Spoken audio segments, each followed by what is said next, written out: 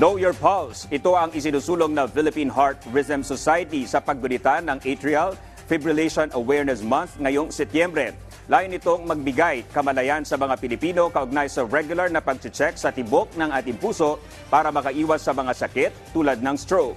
Yan ang ulat ni Diane Querer. Kung napapansin ninyo na hindi regular ang tibok ng inyong puso, kakaba-kaba at nagpapalpitate na wala namang dahilan, posibleng senyales na ito ng atrial fibrillation o AFib.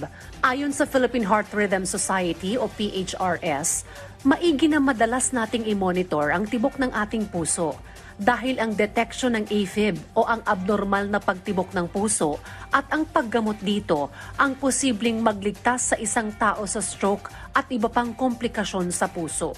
Ang stroke ay pwedeng mangyari ng 5 beses kumpara sa mga pasyenteng walang atrial fibrillation. At pwede siyang bigla na lang lumabas. Ibig sabihin, ang only time na sila ay masabihan na may atrial fibrillation ay dahil nagkaroon na sila ng stroke. Aside from that, pwede sila magkaroon ng heart failure or paghina ng pumping ability ng kanilang puso at pwede ring umiksi ang kanilang buhay.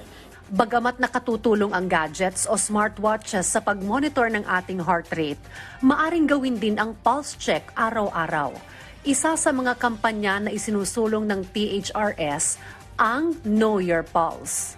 Gamitin yung second and third finger, wag yung hinlalaki.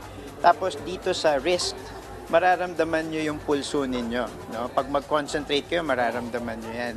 Dapat pag nakapahinga ka, it should be around 60 to less than 100 beats per minute.